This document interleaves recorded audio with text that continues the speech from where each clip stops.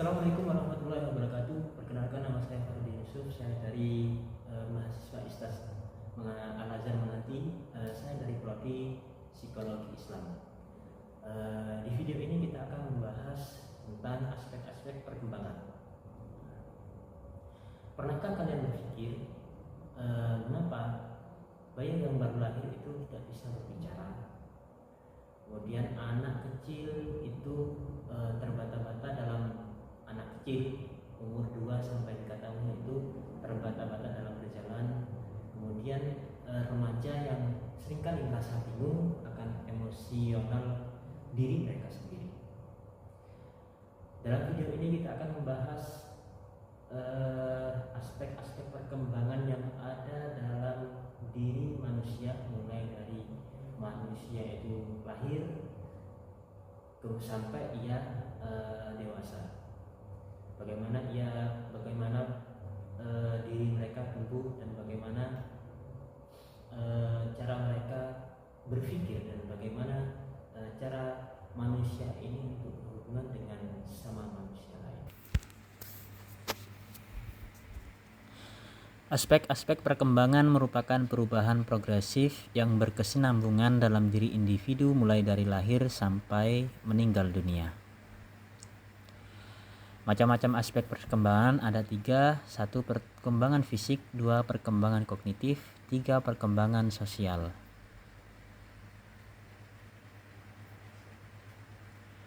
Perkembangan fisik.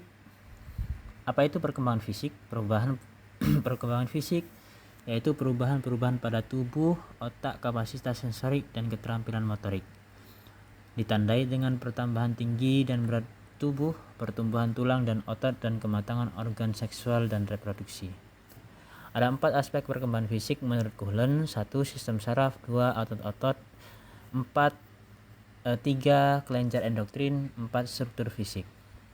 Sistem saraf sangat mempengaruhi perkembangan kecerdasan dan emosi. Contoh, perkembangan otak memungkinkan bayi belajar berjalan, berbicara, dan berpikir. Otot mempengaruhi perkembangan kekuatan dan kemampuan motorik. Contoh, bayi baru lahir memiliki refleks menghisap yang kuat, sedangkan anak-anak prasekolah sudah bisa berlari dan melompat. Kelenjar endokrin menyebabkan munculnya pola-pola tingkah laku. Contoh, perubahan hormon pada masa pubertas memicu pertumbuhan fisik dan perubahan emosi. Struktur fisik meliputi tinggi, berat, dan proporsi tubuh. Contoh, pertumbuhan tinggi badan pada masa remaja.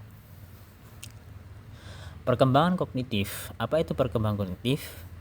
Proses perubahan kemampuan berpikir, memahami, dan nalar yang terjadi seiring bertambahnya usia. Seperti halnya tubuh yang tumbuh, pikiran kita yang mengalami perkembangan yang signifikan dari masa bayi hingga dewasa.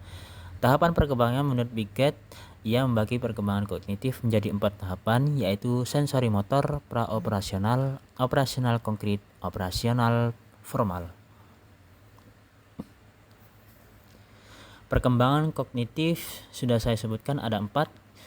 Sensori motor mulai dari 0 sampai 2 tahun. Pada tahap ini bayi belajar tentang dunia melalui panca indera dan tindakan fisik. Mereka mulai memahami konsep objek permanen, benda tetap ada meskipun tidak terlihat. 2. Praoperasional mulai dari 2 sampai 7 tahun, anak-anak mulai menggunakan bahasa dan simbol. Namun pemikiran mereka masih egosentris, berpusat pada diri sendiri dan animistik, memberi sifat hidup pada benda mati. 3. Operasional konkret 7 sampai 11 tahun, anak-anak mulai berpikir logis dan konkret, namun masih kesulitan dengan konsep abstrak. Mereka mulai memahami konsep konservasi, jumlah suatu benda tetap sama meskipun bentuknya berubah. 4. Operasional formal 11 tahun ke atas, remaja, mampu berpikir abstrak, hipotesis, dan memecahkan masalah secara sistematis.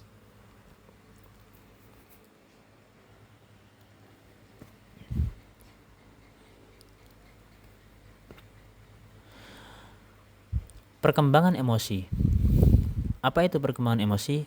Perkembangan emosi adalah proses di mana seseorang belajar mengenali, memahami, dan mengelola perasaan mereka sendiri serta perasaan orang lain.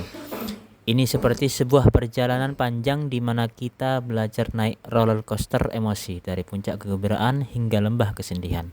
Mengapa memahami emosi penting? Satu, membentuk kepribadian. Cara kita merespon emosi membentuk kepribadian kita.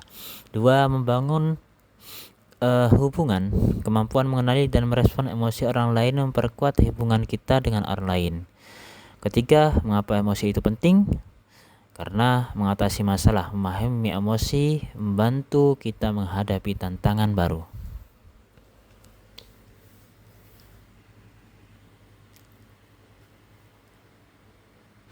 Tahapan perkembangan emosi. Bayi mulai dari 0 sampai 2 tahun. Bayi mulai mengekspresikan emosi dasar seperti senang, sedih, marah, dan takut.